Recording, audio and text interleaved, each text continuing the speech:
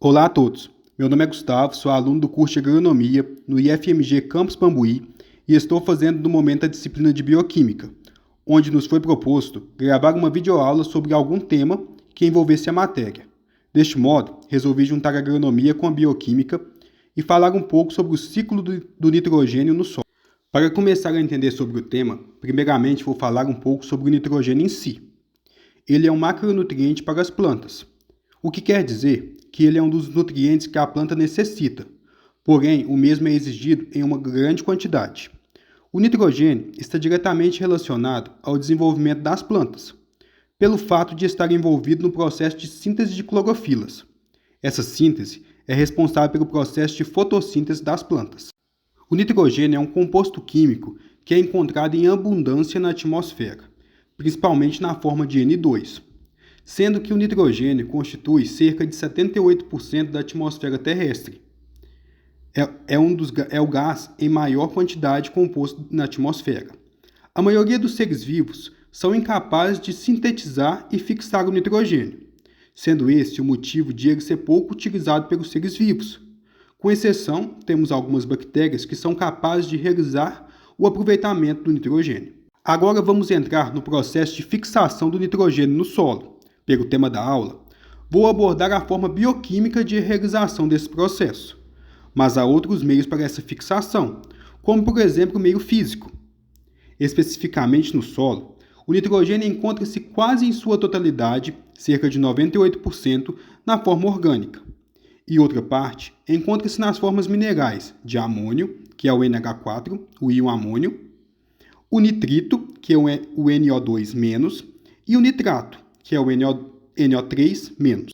Esse processo de fixação bioquímica do nitrogênio no solo envolve o processo de fixação do N2, presente na atmosfera, no solo, através de um processo enzimático, onde o nitrogênio atmosférico é reduzido a amônia, que é o NH3, por intermédio da ação de micro-organismos de vida livre, simbióticos ou associados aos vegetais.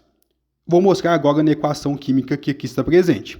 Temos o nitrogênio mais 8 elétrons, mais 8 prótons H+, mais 16 moléculas de ATP. Então, para acontecer essa reação, é preciso ter energia. E através da enzima nitrogenase, é convertido em 2 moléculas de amônia, mais 2 H2, mais 16 ADP, mais 16 fosfato inorgânico.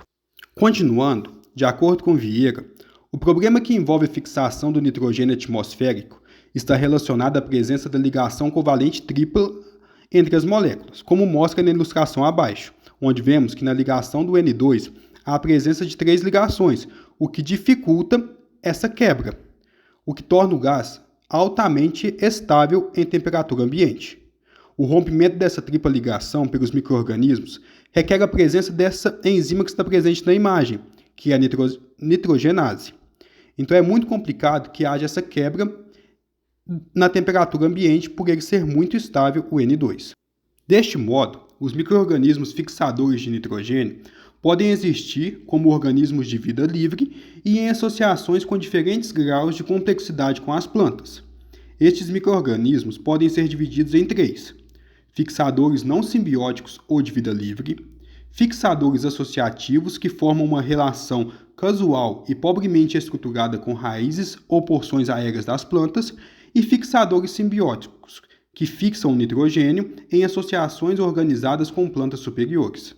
Para que essa simbiose ocorra da maneira ideal, é necessário alguns fatores, como a disponibilidade de nutrientes, como o fósforo, o cobalto, o molibdênio e o níquel. Nesse caso, o fósforo é considerado um macronutriente como o nitrogênio.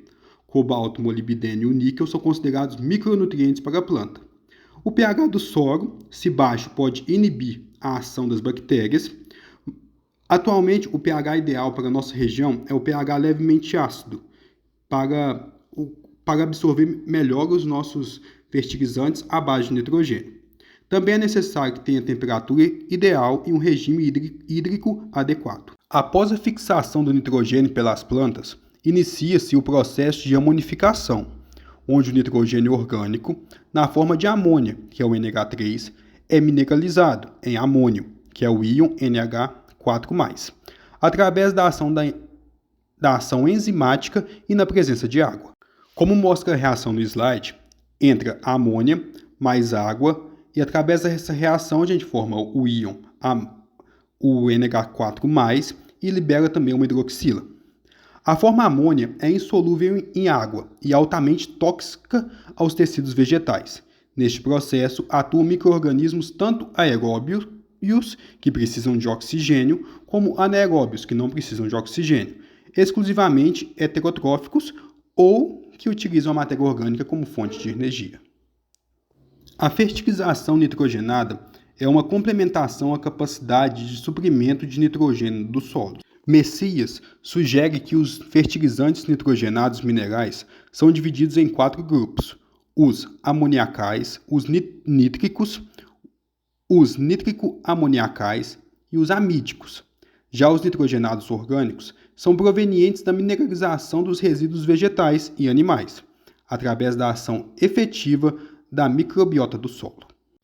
A ureia é um fertilizante químico do tipo amídico e, quando aplicada, é rapidamente hidrolisada através de um processo bacteriano que utiliza a enzima urease.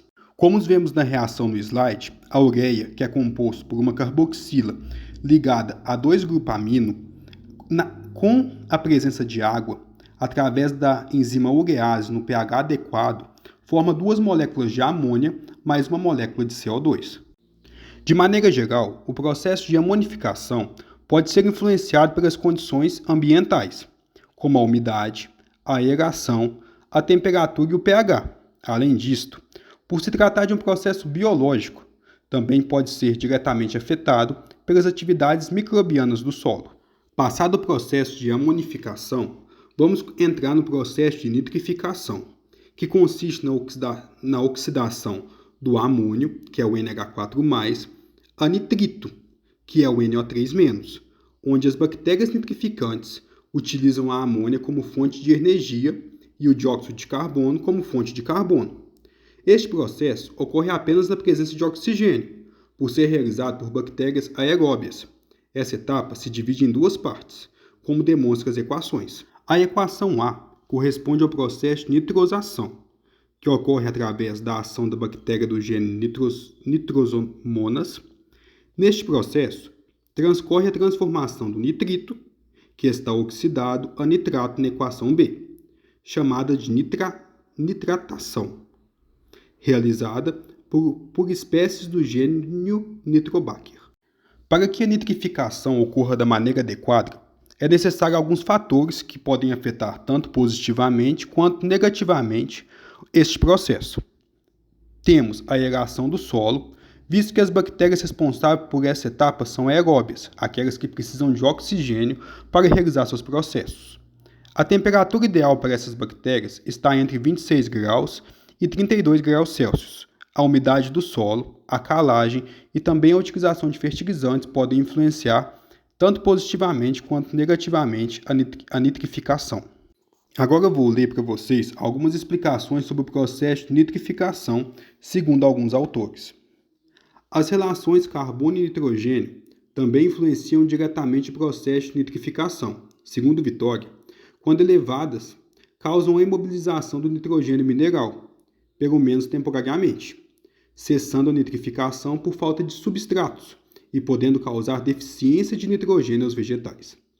De acordo com Moreira e Siqueira, em um solo que oferece condições favoráveis à nitrificação, o nível de nitrato encontra-se razoavelmente alto, enquanto a relação carbono-nitrogênio do solo se encontra baixa. Ainda de acordo com estes autores, quando se associa quantidade elevada de resíduos orgânicos com alta relação carbono-nitrogênio, os micro-organismos atuam na decomposição da matéria orgânica, se tornam altamente ativos, produzindo grandes quantidades de CO2, o que faz com que o nitrito e o amônio praticamente desapareçam do solo. O último processo que ocorre é a desnitrificação, e este processo corresponde à retirada de compostos oxigenados que estão ligados ao nitrogênio, devolvendo-o na forma gasosa à atmosfera e completando o ciclo biogeoquímico deste elemento. O processo de desnitrificação As suas principais variáveis que afetam este processo na natureza são a concentração de nitrito e nitrato, o teor de matéria orgânica, a presença de oxigênio dissolvido e a faixa de valores de pH e temperatura no solo. Todo esse processo ocorre pela necessidade de assimilação de nitrogênio pela planta. Os elementos presentes na solução do solo são absorvidos pelas plantas através das raízes. A assimilação do nitrogênio pela planta se dá pelas formas minerais, tanto o amônio quanto o nitrato. Em resumo, todo este processo ocorre da seguinte forma: o nitrogênio na forma de N2, presente na atmosfera, é absorvido pelo solo, onde procariontes fixadores de nitrogênio convertem o nitrogênio na forma de N2 em amônia. A amônia já pode ser absorvida pelas plantas, ou podem passar por outro processo, onde procariontes nitrificantes convertem a amônia em nitrito e nitrato, onde, neste caso, o nitrato pode ser absorvido pela planta e, por fim, o que sobra de amônia, o nitrito e o que sobra de nitrato, através de procariontes desnitrificantes, convertem todos esses nitratos em N2. Este N2 que é novamente devolvido à atmosfera para recomeçar todo este ciclo novamente. Para que este vídeo fosse feito, ele foi baseado no artigo Ciclo do Nitrogênio e suas reações, postado no site ILSA, que deixo referenciado abaixo. Deste modo, agradeço a você que tem assistido e para que você saiba mais detalhes sobre o ciclo do nitrogênio e suas reações, convido você a estar lendo o artigo postado no site ILSA, que traz detalhadamente todas as fórmulas que o solo faz para absorver esse nitrogênio e transformar ele em nutriente para as plantas, para que elas consigam absorver a maior parte possível e auxiliar em seu crescimento. No mais, muito obrigado.